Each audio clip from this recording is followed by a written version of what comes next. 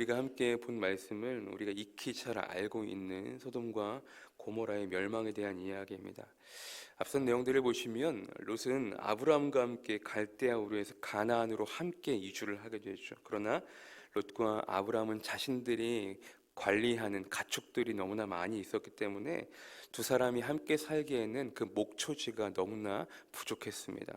그래서 롯과 목자들과 또한 아브라함의 목자들이 서로 잦은 다툼이 일어나게 되죠. 그래서 아브라함은 롯에게 서로 떨어져 살 것을 제안을 하게 됩니다. 그래서 선택권을 롯에게 주잖아요. 네가 우하면 내가 좌하고 네가 좌하면 내가 우하겠다. 그래서 그런 롯이 선택한 땅이 오늘 본문에 나오는 요단강 유역에 있는 소돔이라는 곳이에요. 그런데 오늘 본문 이전의 내용을 좀 더 살펴보면 롯은 천사들을 통한 하나님의 경고를 듣는단 말이에요. 무슨 경고죠? 곧 있으면 하나님께 소돔과 고모라를 멸하실 것이다. 그러니 빨리 그 성 밖으로 피해라라고 이제 그 경고를 해주신단 말이죠. 그래서 롯은 자신의 아내와 두 딸들에게 그리고 자신의 딸들과 결혼할 사위들에게 그 소식을 알려줍니다. 그런데 누구만 그 소식을 사실을 믿지 않아요? 사위들만 믿지 않아요. 비웃어요. 근데 문제는 무엇이냐? 롯이 자신의 삶의 터전이었던 그곳에서 빠져나와야 한다라는 그 미련이 있어서인지는 모르겠지만 자꾸 피하기를 꿈틀거려요. 시간을 자꾸 지체만 한단 말이에요. 그럼에도 불구하고 하나님의 은혜로 천사들을 통해서 그 천사들이 롯의 가족들을, 롯과 그의 아내와 두 딸들을 거의 반강제로 성 밖으로 피신시킨단 말이죠. 그리고 나서 그 천사들이 롯의 가족들에게 무엇이라고 이야기하냐면 너희들은 지금부터 이제 앞만 보고 뒤도 돌아보지 말고 들판에 거주하지도 말고 바로 산으로 올라가서 목숨을 보존하라고 이야기를 해준단 말이죠. 그런데 롯은 또 그 말조차 안 들어요. 뭐라고 이야기하냐? 저희 가족을 구원해 주신 것은 참 감사한 일이지만 산까지 가기에는 너무나 멉니다. 그 산까지 가다가 재앙을 만나 우리가 죽을 것 같사오니 여기 근처에 작은 가까운 성읍이 있으니 거길로 피신하겠습니다.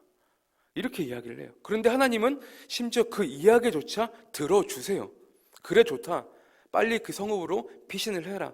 너희가 그 성읍에 도착하기 전까지는 절대로 멸망하지 않겠다라고 이야기를 해준단 말이죠.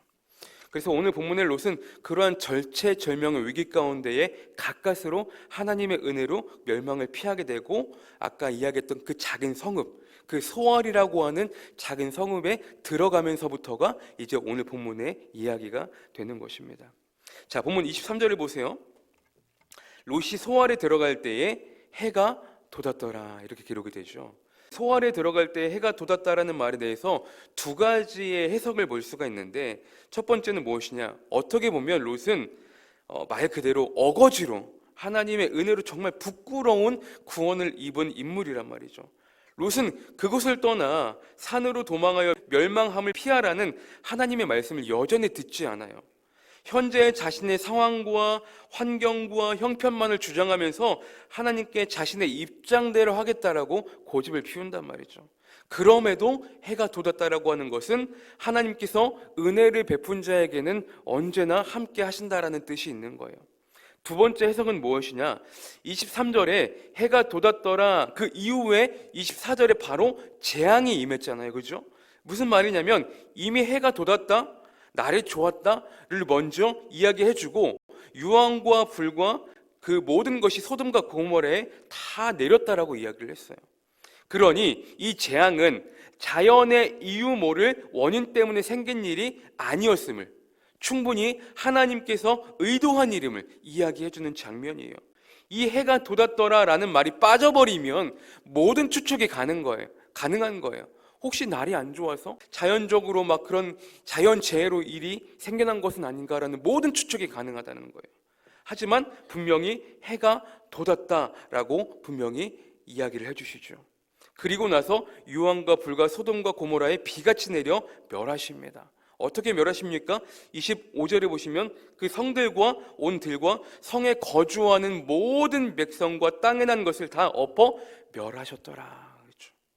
그러니까 자연의 재해로 혹은 사고로 건물이 붕괴가 되고 무너지고 하면 다시 그곳에 건축을 해서 복구를 할 수 있는 거예요. 재건축을 해서 무너진 곳을 다시 일으켜 세울 수 있지만 하나님의 재앙은 무슨 말입니까? 어떠한 복구가 불가능하도록 그 뿌리마저 완전히 멸하신다라는 거예요. 이 말을 신앙의 다른 관점에서 보면 무슨 말입니까? 하나님을 믿지 않고 구원에서 제외되는 사람들은 하나님의 심판이 있은 후에는 어쩔 도리가 없다라는 거예요. 어쩔 도리가 없어요. 우리는 그것을 반드시 기억해야 될 것입니다. 그 성들과 온 들과 성에 거주하는 모든 백성과 땅에 난 것을 다 엎어 멸하셨더라. 다시금 복구가 불가능하도록 멸망을 일으키셨다라는 거예요. 그래서 생겨난 그 비옥한 계곡은 오늘까지도 사해로 남아있잖아요. 그렇죠? 많이 들어보셨죠? 바다가 아닌 호수임에도 불구하고 일반 바다의 염분이 5배나 넘쳐나서 그 어떠한 생물도 살아갈 수 없는 사해, 말 그대로 죽을 살자의 바다 해자, 죽음의 바다라고 이어지죠. 그렇게 재앙이 임하고 난 후에 롯의 아내는 하나님의 말씀대로 앞만 보고 가야 함에도 불구하고 결국 뒤를 돌아보았다가 소금 기둥이 되고 맙니다. 26절에 보시면 롯의 아내는 뒤를 돌아보았으므로 소금 기둥이 되었더라. 그 어떠한 부연 설명 없이 정확하게 그냥 이렇게만 기록이 되어 있는 거예요. 그렇죠? 무슨 얘기입니까? 그렇게 죽음이 왔다 갔다 하는 판국에 뒤를 돌아보았다는 것은 결국 세상이라는 미련, 자신이 가지고 있고 자신이 살았던 모든 것에 대한 그리움과 미련으로 뒤를 돌아보았다라는 거죠. 이 말씀을 누가복음에서도 예수님이 이 소돔과 고모라의 사건을 비유하시면서 이렇게 말씀하시거든요. 누가복음 17장 29절에서 33절까지의 말씀이 조금 길지만 제가 한번 읽어보도록 하겠습니다. 롯이 소돔에서 나가던 날에 하늘로부터 불과 유황이 비오듯 하며 그들을 멸망시키셨느니라. 인자가 나타나는 날에도 이러하리라. 그날에 만일 사람이 지붕 위에 있고 그의 세간이 그 집 안에 있으면 그것을 가지러 내려가지 말 것이요 밭에 있는 자도 그와 같이 뒤로 돌이키지 말 것이니라. 롯의 철을 기억하라. 무릇 자기 목숨을 보존하고자 하는 자는 잃을 것이요 잃는 자는 살리리라. 예수님께서 이렇게 말씀하시거든요. 롯은 아내가 하늘로부터 불과 유황이 비오듯 쏟아지는데 여전히 자신의 것, 자신의 재물, 더 우선시 여겼던 모든 세상의 것들을 그 도망가는 와중에도 미련이 남아 뒤를 돌아보았다라는 거예요.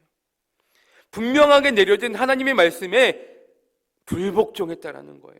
창세기 19장 17절에 이렇게 기록되고 있죠. 아까 제가 이야기했지만 그 사람들이 그 천사들을 이야기하는 거예요. 그 사람들이 그들을 밖으로, 그들이 누구입니까? 롯의 가족들.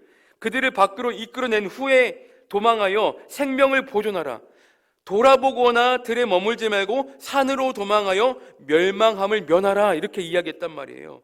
분명히 하나님의 말씀에 뒤를 돌아보지 말라고 한 그 말씀에 롯의 아내는 불복종하고 그만 세상이라는 미련을 뒤를 돌아보다가 소금 기둥이 되어 죽고 말았다라는 거예요. 좀 전에 제가 읽은 누가복음 19장 31절의 말씀처럼 롯의 아내는 자신의 세간살이, 그 세간을 너무 사랑했다라는 거예요. 왜 뒤를 돌아보았겠습니까? 다시금 돌아가고 싶은 마음이 여전히 있었기 때문이에요. 만약에 뒤를 돌아보았는데 생각보다 내가 들어가서 조금이라도 챙겨올 만한 물건들이 있으면 다시 들어가서 그 물건들을 챙겨오고 싶은 마음이 없었겠냐고요. 사랑하는 성도 여러분, 지금 여러분들이 가장 사랑하고 있는 것은 무엇입니까? 여러분이 현재 최대 관심사는 무엇입니까? 한 찬양 가사에는 이렇게 기록됩니다. 주님보다 앞서지 않고 겸손하게 주님의 말씀 기다리니 주님 손에 우리를 드립니다. 사랑으로 우리를 인도하소서. 이러한 찬양의 가사가 있거든요. 내가 지금 주님보다 앞서고 있는 것은 무엇인지요? 주님보다 더 사랑하고 있는 것은 무엇인지요? 주님보다 더 관심 있는 것은 무엇인지요? 예수님께서는 마리아와 마르다의 집에 가셔서 예수님을 위해 음식 대접을 준비하는 마르다보다는 예수님 곁에 앉아 말씀 듣기를 원했던 마리아를 칭찬하셨습니다. 더 좋은 편을 택하였다라고, 뺏기지 않을 것이라고 이야기해 주셨습니다. 그 어떤 것도 주님보다 앞서는 것이 없어야 함을 우리가 알 수 있는 장면 아니겠습니까? 우리가 사람을 보며 세상을 볼 때 여전히 만족함이 없는 것처럼 나의 하나님 그분만을 볼 때 우리는 그 안에서 참된 만족과 평안함을 누릴 수 있다라는 거예요. 내가 주님을 보며 참된 만족을 얻고 있는데 우리가 굳이 왜 이 세상이라는 뒤를 바라보며 그 영원하지 않은 그곳에서 얻을 만족은 더 이상 없다라는 거예요. 사랑하는 성도 여러분, 오늘 우리에게 주신 귀한 하루, 우리가 주님만을 바라보며 표대를 향해 전진해야 하는데 주님보단 세상의 것이 더 좋아서 여전히 계속 세상이라는 뒤를 우리가 여전히 바라보고 있지는 않으십니까? 오늘 우리가 이 말씀을 통해 자신을 철저하게 진단하고 점검하여서 나의 하나님 그분만을 볼 수 있는, 우리의 모든 시선이 주님께 고정할 수 있는 그런 귀하고 복된 하루의 삶을 살아가시는, 그럴 때 세상은 주의 나라가 되고 하나님이 여전히 우리와 함께하는 삶을 살아가게 될 것입니다. 오늘 하루도 그 주님과 함께 승리할 수 있는 귀하고 복된 하루의 삶이 되시기를, 주님만 바라보시기를 주님의 이름으로 간절히 축원합니다.